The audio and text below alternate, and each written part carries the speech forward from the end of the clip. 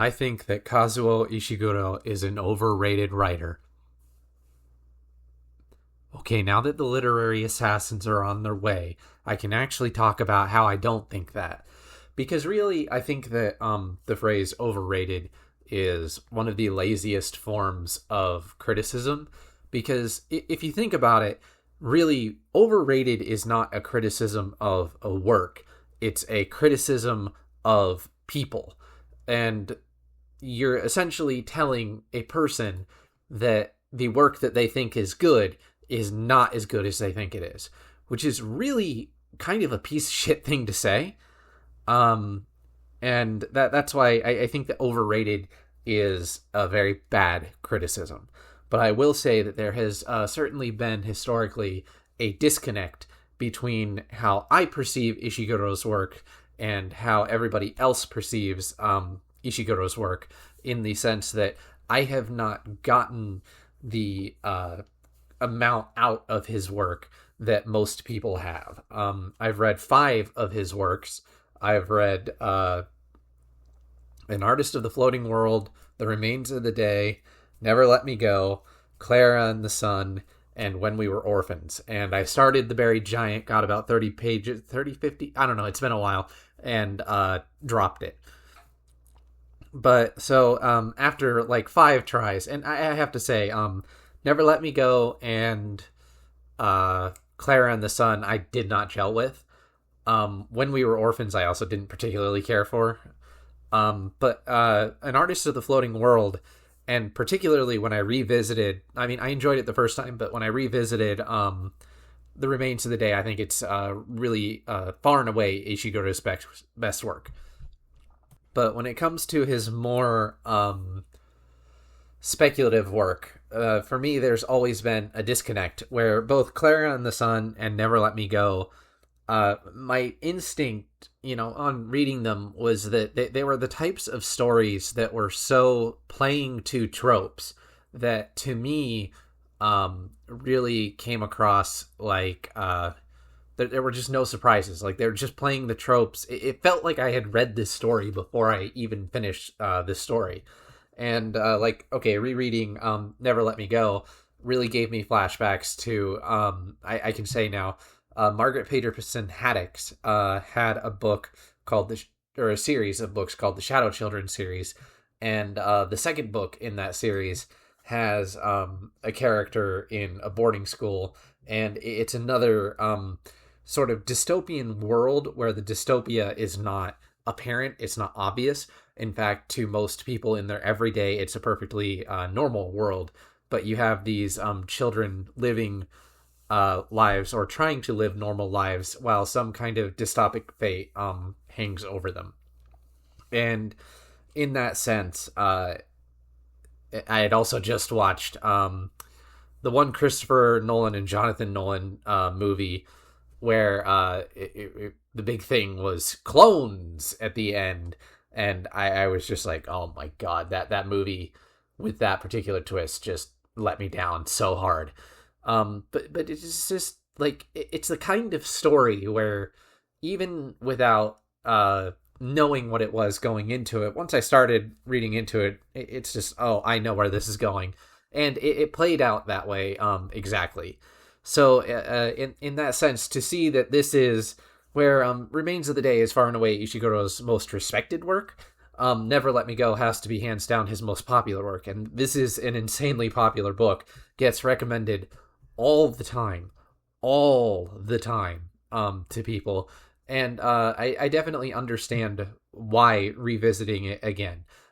In fact, the biggest reason that I even bothered revisiting it was as I've said multiple times, I'm moving soon, and I'm donating. I've already sent a ton of my books back, and I'm donating a bunch of others. And Never Let Me Go, I had gotten it since coming to Japan, because it was a little paperback version. I got a few of Ishiguro's books to read while I was at work, just to kind of go through them all. And I figured I would reread Never Let Me Go at some point. And then after going through When We Were Orphans and Clara and the Sun, and just deciding that I ultimately just did not and also The Buried Giant. I tried The Buried Giant, and that was when I finally just said, okay, Ishiguro just doesn't work for me. I like a lot of his early works, where I have to say The Floating Artist was kind of just a proto Remains of the Day. I liked those works, but I just don't care for what he's doing now. But the last several reviews that I've done Hard Like Water, I've done the Moravian Nights, and there's one other one, the one, or the Moravian, the Moravian Nights. I've DNF'd a few books. Actually, Submission wasn't bad. The Prisoner of Heaven pissed me off, but I've had kind of a hard time with some of my reading lately, and I figured at the very least, Never Let Me Go was in the top of the pile. I'm kind of just taking a bag of books to the library a day to donate them, the ones that I'm not keeping or that I haven't sent already, and this was at the top of that bag. And I just decided, fuck it. I've got another book on its way. I've got nothing that's really next up in the pile that's like, oh, I've got to read this and make up my mind before I go. So, why not? Why not? It was a long shot, but like I said, at the very least, it would be easy to read. And to be honest, I'm actually very glad I did, because I enjoyed this much more a second time, where there wasn't so much need for me to find in Ishiguro quite the same level of love and adoration that so many people give him.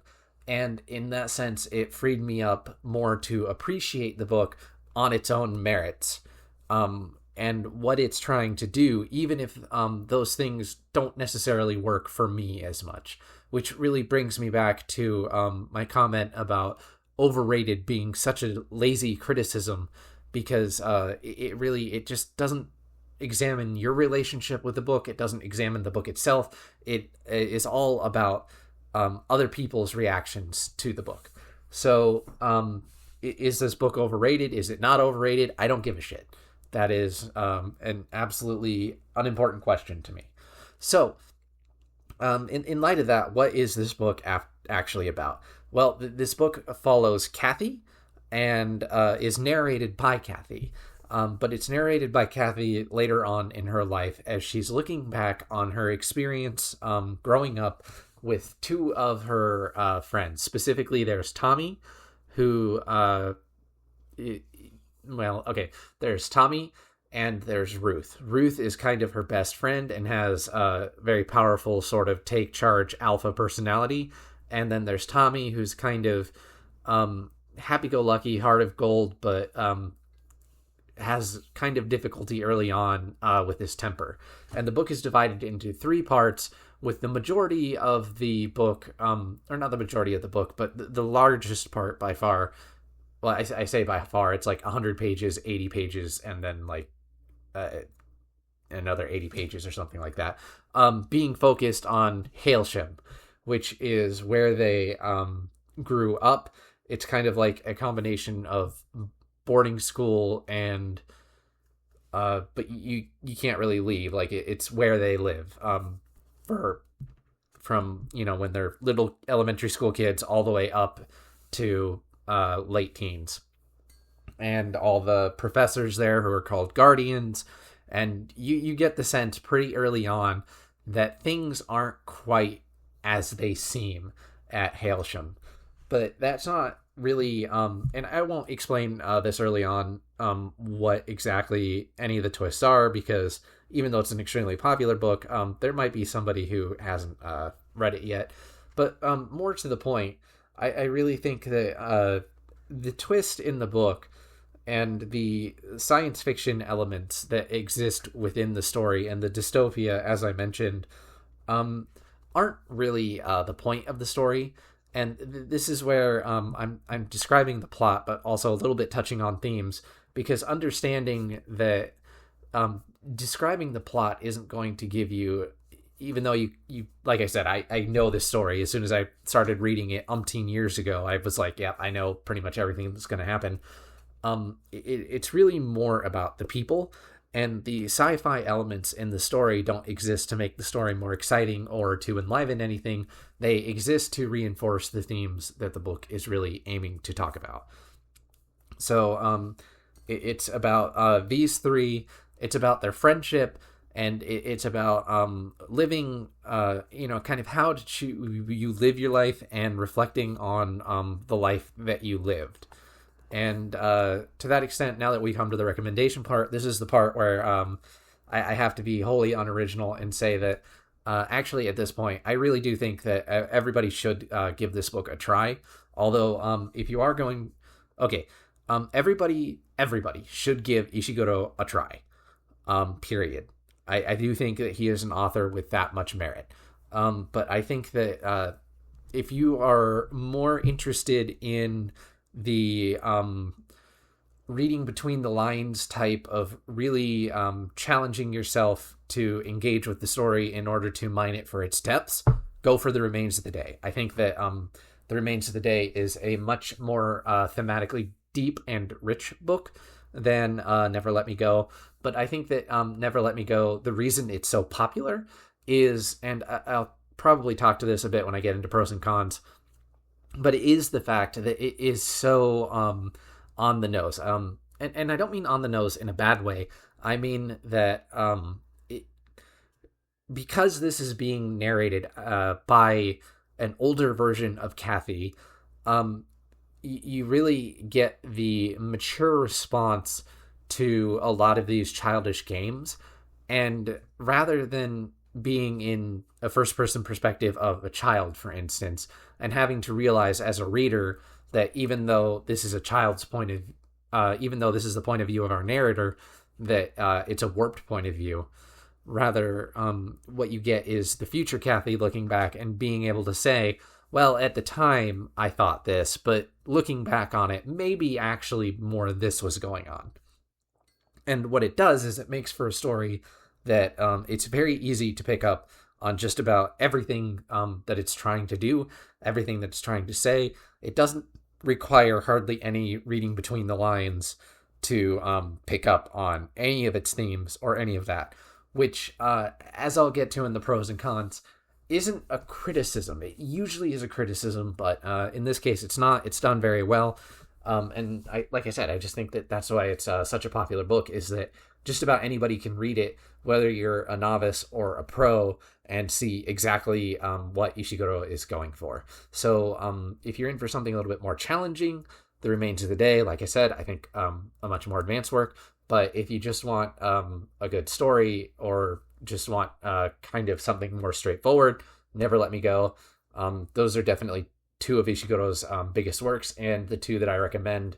And like I said, I absolutely think that everybody should read at least one Ishiguro book. So to continue on from that, where I was going with sort of talking about the pro and the way that anybody can follow the story as a pro, because this is the type of thing that I would criticize a lot of books for being extremely obvious with the way that they ensure that the reader can follow everything that's going on, that it doesn't leave very much to the imagination. But I think that what Never Let Me Go accomplishes and really proves is that anything can be accomplished. The real question lies in the execution. So the way that this book really keeps you going. So earlier I mentioned that because it's an older, more mature version of Kathy looking back on her life, when she gets into an argument with another character, for instance, there's one point where she and Ruth get into an argument. And if you were reading this first person, just from her perspective at the time, you would really understand why she feels offended, and why Ruth absolutely crossed a line, why she got up and stormed off, and you would feel entirely sympathetic to Kathy as a character.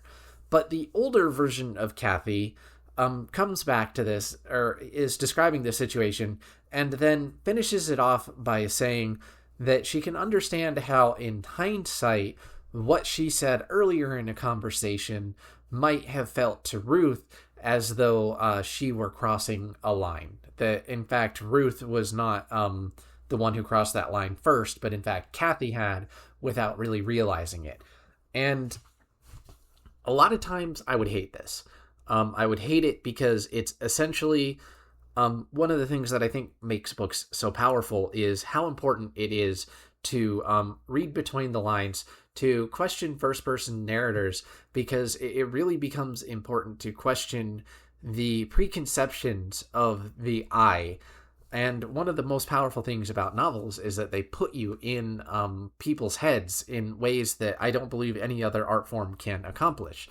And especially with first person, it then becomes a question of if these are the preconceptions that the character has, that people have, versus the way people react, which suggests that the reality of the situation is quite different, then what preconceptions do I have? Or consequently, when you're trying to engage someone else, what preconceptions are they potentially bringing to the table? And I think that leaving that or challenging the reader to figure that out on their own is usually makes for much more engaging fiction, and in fact is something that Kazuo Ishiguro is really focuses in on with works like Remains of the Day and Pale View of the Hills and When We Were Orphans.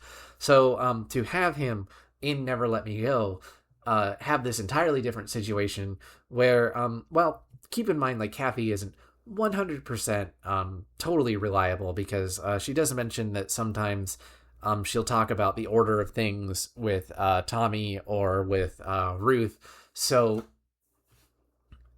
and they'll have disagreements about the way that things go. The point here is that it is giving you, despite being a first-person book and despite you following Kathy most of the time, Kathy is also regularly feeding you, as the reader, other people's perspectives in such a way that you can pretty much just, like I said, follow the story and appreciate the multiplicity of thoughts and ideas and really perspectives that are going on that help lead to the consequences and the way that things play out. But the reason that I will accept it in Never Let Me Go, whereas I would criticize it in most works, is because, first of all, like I said, it's woven in such a way that it doesn't feel overbearing or like Ishiguro is just beating you over the head with it. But also it ties into the theme of the book, which really the core theme of this book is how to live, or not really how to live, but how to find value in life when you know that your life is going to be either short or a particularly dark existence. And I'm trying to say this with limiting spoilers. But in that sense, the way that Kathy is providing alternative perspectives is really showing her looking at life not just from her limited perspective, but also the sort of breadth of perspective that comes with time, that particularly ties into the quote-unquote twist of the story, that kind of proves something about her that I won't get into in this section. So, like I said, it's a pro in the sense that, like I said, for people who don't read a lot of challenging fiction, this is great. This is so easy to follow, and it has a lot going for it. Which, okay, that's kind of a completely separate pro. As well, is for how straightforward it is. I think that the book really has a lot of different perspectives to it that it really brings into a kind of tight package. So I don't think that it really explores anything with the kind of super depth that I'm usually looking for in a book. But that's okay, because it's a lot shorter, it's a lot more straightforward, and it manages to combine all of the various elements that it's trying to explore extremely well. into a very cohesive and tight package. And that would be another pro of the book, is there's just no fat to it.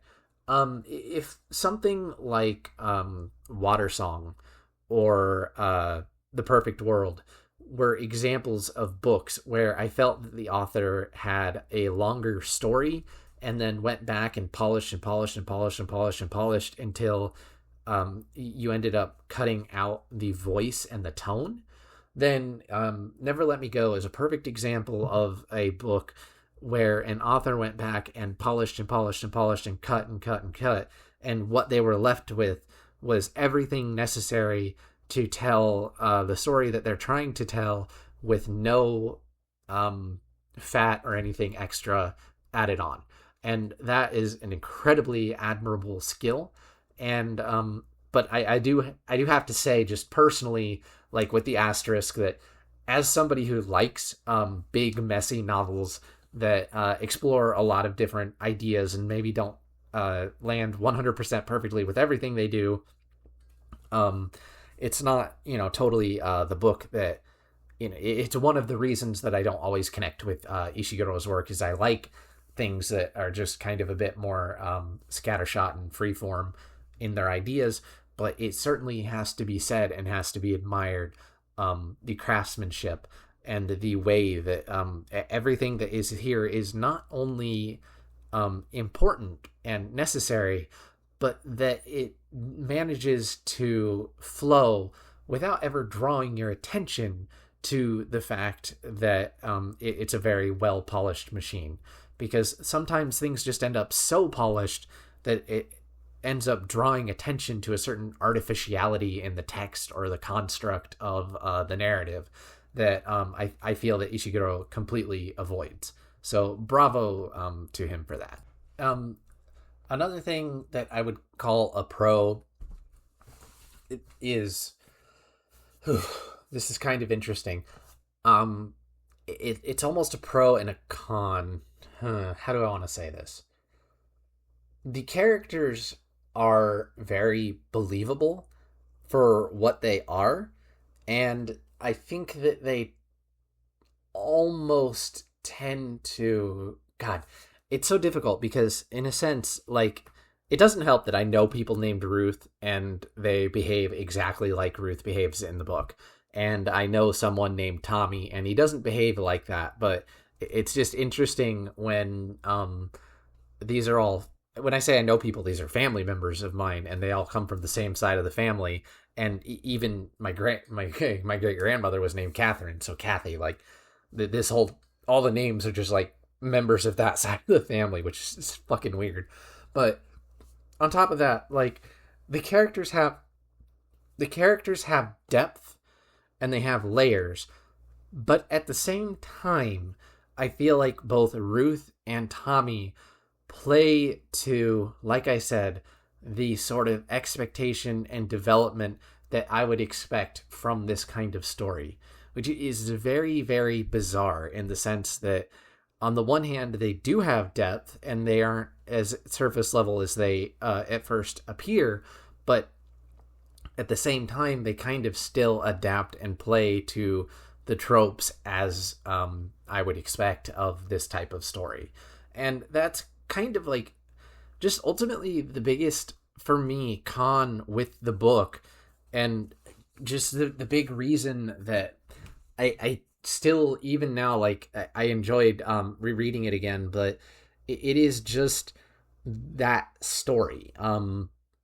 Like I said, I feel like I've seen this idea numerous times before, and it's difficult to say because I feel like if I say this, it's going to sound like an insult, and that's not how I mean it. I don't mean it as an insult at all.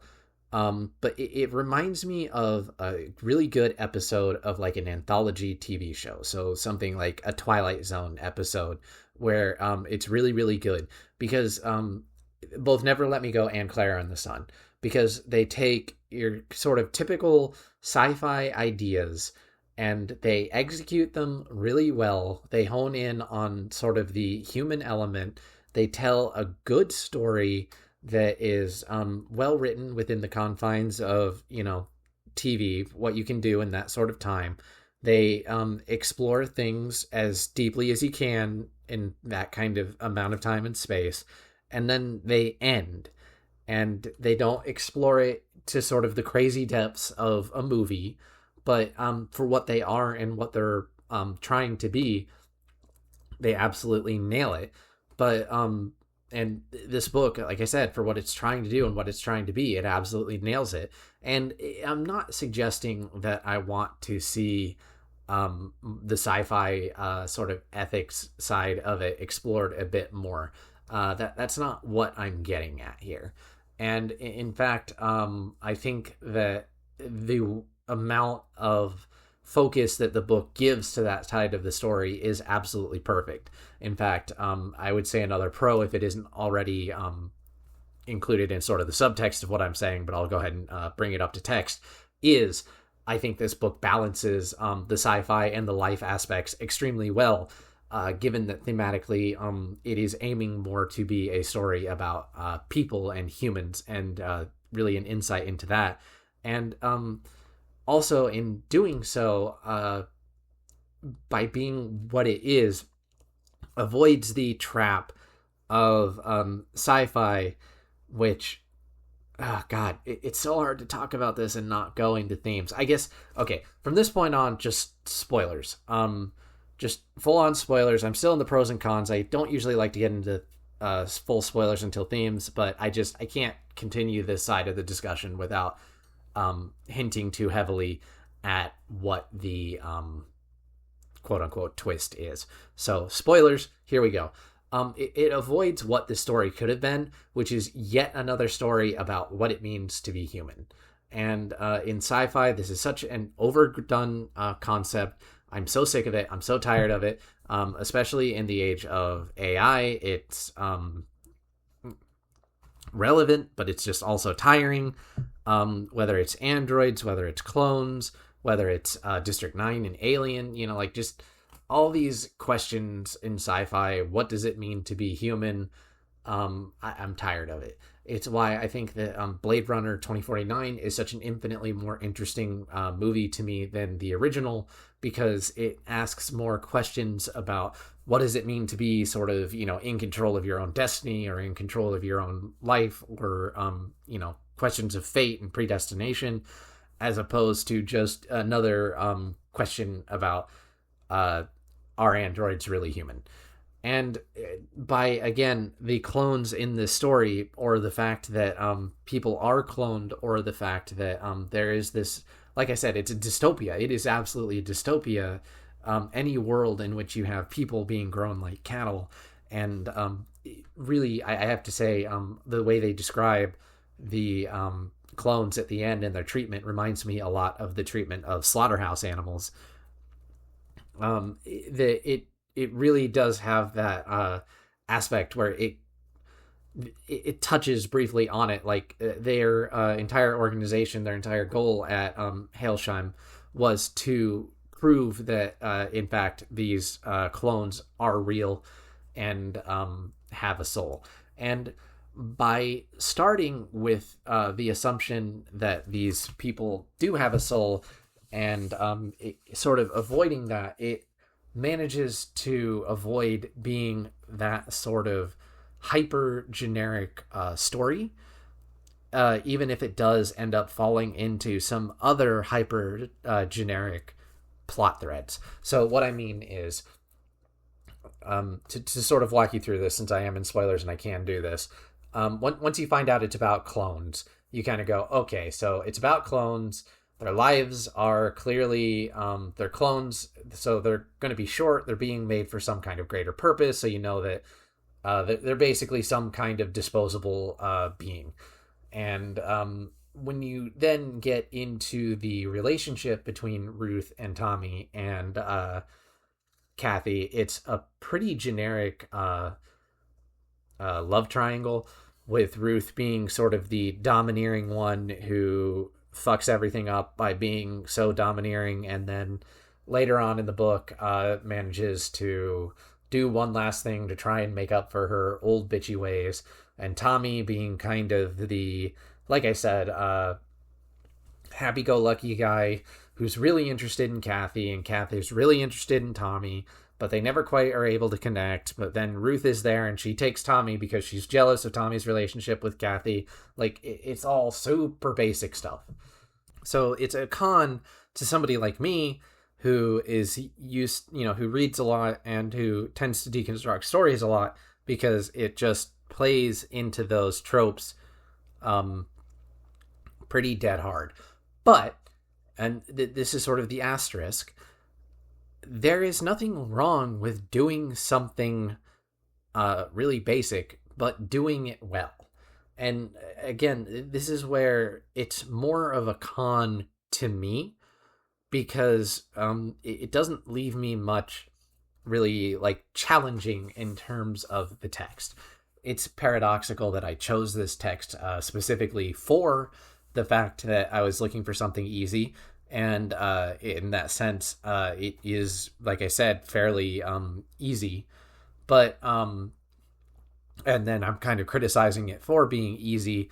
But it's just kind of take this with a grain of salt. It's very much, I think, a your mileage will vary thing.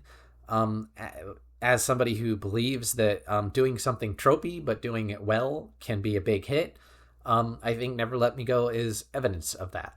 So it's, like I said, it's just kind of frustrating for me, but that's totally on me. But and the reason that Never Let Me Go manages to rise above what I think a lot of things do is because of what it accomplishes thematically, which is where we might as well shift into themes. And I think that a lot of people will look at this book and say that the two big themes of this book are what it means to be human and true love. And I am going to disagree with those people right out the gate. While I do think that those are important themes to the book, I don't think that they are the themes at the heart of the book. And I think that if the book were just about those things, it would not be the book that it is, and it would not have the power that it does. Because I think that the question of whether or not these characters are human, as I said, is already pre-assumed from the start. It's not a question of whether or not these characters have souls, and it's not a question for us as the reader, because we're in this person's head who's reflecting back on their life. Like, they're already so human to us, and at no point in the book does it actually challenge their humanity. They just find out at a certain point that they have that other people assume it. And they even the Hailsham students are like, why would anybody assume otherwise? And this is what Miss Lucy says, that you can even ask that you can even be astonished by it. It is a success for what their project is. So in that sense, I think that basic question of what it means to be human, not actually super important to the book. And the same can be said of the question of love. Undeniably, this is a love story, but undeniably that love story takes a back seat because this is, most importantly, Kathy's reflections. This is, or I should say, this is most importantly from Kathy's perspective, but also Kathy's reflections. It's very important, and I tied that back into why I think that the sort of bluntness of the story is okay and acceptable in this particular scenario. It's important to appreciate that this is her coming to the end of her time as a carer, and what she has seen really informs her. She is facing her inevitable death, and she is looking back on her life. And while it is true that this sort of love story is a big part of her life, it is not the only part of her life. And her relationship with Ruth is a big part of her life. Her time in Hailsham is a big part of her life. And she spends a significant portion of the early part of the book alone. And mentions regularly driving alone in sort of some of the brief, not flashbacks, but flash forwards, I guess. So she is somebody who spends a lot of time alone. So this isn't a story that is just focused on love and on the romance. It's focused more on the idea of looking back on your life as it's coming to an end and trying to sort of pick out, really, I think at the heart of it, was it a life worth living? What are the sort of assumptions in that life? And how did you choose to live your life, given not just given the information you knew at the time, but also in light of the revelations that came later on? How did those revelations sort of change the way that you look back on your life? And that's where the duality of the narrative really comes into play, in terms of you get to see her description of a thing that is happening at the time, but then also at the same time is her voice coming in from the future and adding in these notes. And it's the way the two blend together to create memory, and the sort of interrogation of those memories that is at the heart and the sort of core of this book. Because it's where you get to see how she relates to other people, and how those relationships, while they were strained at times, while they broke up for a while, how they sort of persisted. And in essence, it lends everything that happened in the past a sort of higher importance, because you get to see which friendships lasted. Because I think it would be very easy to talk about this book in the sort of context of lasting friendships, to kind of say it's about the friends that you make for life and whatnot. But I think it's also kind of underselling the other friends that she had throughout the group, throughout the book, that fell off by the wayside or don't get mentioned again. And I think this is where I sort of talk about it being hyper focused and hyper clean, and personally preferring things a bit messier. I'm not saying that it would be a better book if we explored more of Kathy's relationships sort of outside of Ruth and Tommy. That would not make it a better book. It would make it a different book. And it's in this sort of decision to keep it focused on Ruth and Tommy. But the fact that even though it is so focused on Ruth and Tommy, those sort of ancillary elements were still included in this extremely polished book, I think consequently makes them very important.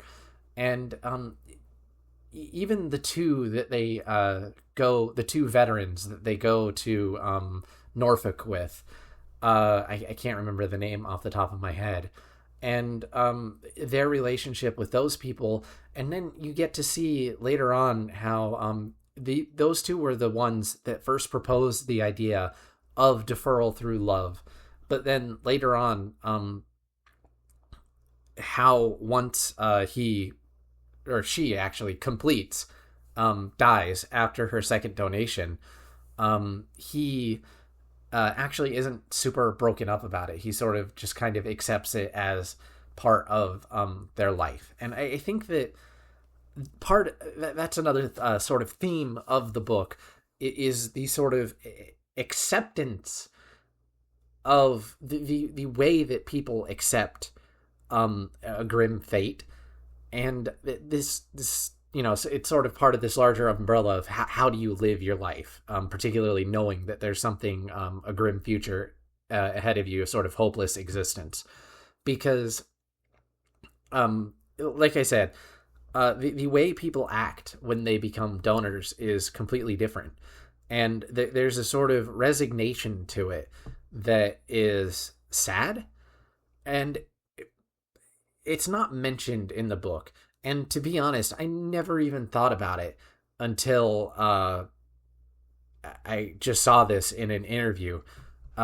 Ishiguro's response to this, which was, why don't people run? I guess he was asked, why don't the donors just run away? And Ishiguro says exactly what I think is reflected in the book in people's behaviors after their donations, and particularly Tommy's behavior after they find out the truth and their conversation with Miss Lucy, which is people will resign themselves to things far more often than they will fight back.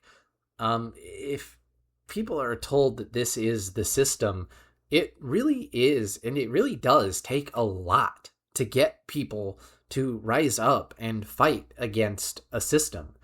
And the thing to sort of understand and appreciate is, for most of these people, and again, this is where I think that the reason that it's told from Kathy, and it's not a question of humanity, because their humanity is pre-assumed, but most of the other clones are ostensibly raised like cattle, never even given the opportunity to learn things or to experience art or to create art.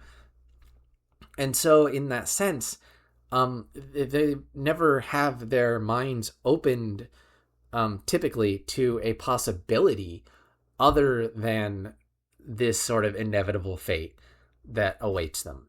And it's in that you start to that another theme of the book arises, which is the sort of oppression of systems and how people react within the oppression of those systems. And this is where I think it's easy.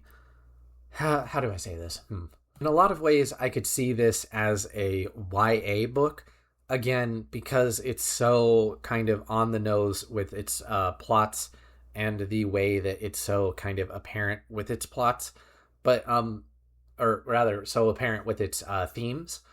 But I for what it's worth, I do think anybody who's in high school should have the emotional maturity to read this book. If you're a junior in high school and you don't have the emotional maturity to read Never Let Me Go, then I really do not want to think about what the fuck social media has done to people, because I already have enough problems with that.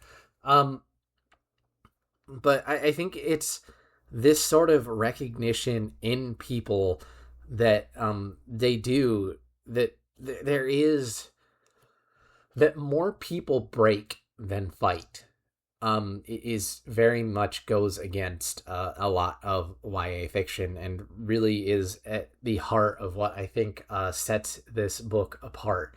But it's not just that they break in a dramatic way. It's that it's so ingrained into them that this is their fate, that even the idea of challenging that fate has to come from an external source. And even that's not doing full credit to it, because Miss Lucy says that she would try to stamp out these rumors of a deferral, but that they would always keep cropping up. So in a way, it's a testament to the fact that hope always crops up in some form, but even within the hope, notice that it is a hope for a deferral of what is perceived as inevitable, rather than a challenge to the entire system itself. And I think that Miss Lucy's whole speech at the end also provides a good concept of sort of challenging the reader. In fact, I think that that's sort of the one place where the story, you really see kind of Ishiguro's way of playing with perspective, because it's one place where, because it's too fresh, it's too new, you don't get to have Kathy coming back and chiming in with her thoughts on what Miss Lucy was saying, or from Miss Lucy's perspective. But from Miss Lucy's perspective, she really does want to be treated as a benefactor to these students, to everything that she's done for them. And her kind of attitude is this ingrained, pre-assumed, you should be grateful to me, sort of benevolence. And I can see how I can see both sides of the argument, how you gave them so much. And again, because we only ever see Kathy's perspective, and this is where I love first person so much, and this is exactly what I was talking about earlier in terms of assumptions. Because you only see Kathy's perspective, it's entirely understandable to be mad at Miss Lucy and her attitude, and to say that she should have done more, she should have fought harder, that everything that she gave the students was in many ways just building them up to be knocked down even harder, which is kind of what Miss Lucy was arguing, and how Tommy ultimately feels at the end of the book. But I given what she says and how she says it, I can absolutely understand. And I should say that given how much I've seen political movements struggle to gain traction, struggle to gain the funding that they need, struggle to accomplish even like 5% of what they want to do, and how easy it can be for those people to be broken, and how I really do not doubt that Miss Lucy gave absolutely everything, heart, body, soul, emotionally, psychologically, and materialistically to this project.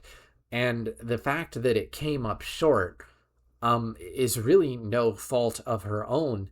And I do think, from that perspective, from her perspective, she does, I believe, have a right to be proud of what she's done, to have given to these people, as miserable as the end conclusion may be, this brief window into a sort of better existence, into a belief of something better. And in that sense, I think, whether it's morally right is can be debated, and is certainly something that the book, I think, like I said, it touches on it, but it never goes deep into, and I don't think it needs to. I think that gets a little bit too into sort of science fiction-y questions, and I think there's just a right amount there. Anyway, and I say this as somebody who enjoys like the navel gazing Nosgard and Murakami stuff, so like I would, I don't think that this is the right story for that type of navel gazing, which seems paradoxical in the sort of larger context of this book being entirely Kathy reflecting on her life. But it's reflecting in a much more active and realistic way, rather than a more theoretical way. And really quickly, to just go back and say that you can argue whether or not Lucy's way is better, or Emily's way is better, and I think that the book invites that sort of argument and thought. So, and it's another way where, again, the book is being very overt with its themes and what kind of questions it wants to leave you with. So that is another theme. But to kind of close this out, I guess, and again, kind of talk about Ishiguro as a writer, it's the fact that a lot of his themes tend to be more grounded in, maybe just grounded on its own would be a better way of saying it. To get into spoilers a bit for the remains of the day, the fact that Stevens dedicated his whole life to service, while really not even living a life, that his entire existence was nothing more than proxy to something else. This sort of question of purpose and cause, and who do you serve, what do you live for, where are your values. Ishiguro tells very grounded stories with very grounded characters in, just to say in very grounded ways is redundant. And that, for me, as somebody who prefers more theoretical, more abstract things, that is probably why I do not hold Ishiguro in quite the same level of renown or regard as most people. But certainly after rereading Never Let Me Go again, and it wasn't too long ago. I mean, obviously, I'm coming up on almost a year on this channel, and I haven't reviewed it, so it was over a year at this point. But it wasn't like super long ago that I reread The Remains of the Day and was really surprised by how much I enjoyed it. So I have to say, now that I've been able to decouple the perception of Ishiguro as one of the greatest novelists of all time, which it's not that I'm denying that, it's that the claim is so broad because art is so broad that something can be the greatest of all time, and it just happens to be a something that you're not really into, and sometimes that can be that just ends up turning you off of it completely. But in the case of Ishiguro, I think that he's a really fantastic author. He doesn't quite write the types of books that appeal to me, but I have come away from this experience with a deeper respect of what he does and what he really does excel at, which is these grounded, tight stories that sort of play with, I don't know, it's sort of hard to say they play with readers. There's just such a divide, really, between something like Remains of the Day and Never Let Me Go. Like, I feel like post Never Let Me Go, his work changed so much that it became more accessible, and I can see like how he found a lot of mainstream success that way. And even though he will never be one of my favorite authors, I've definitely come away with a greater respect of his work. So to that end, I think I hear the doorbell, which means the literary assassins are here to end my life. Just remember, kids, it's not suicide if the literary assassins kill you first. Bye-bye.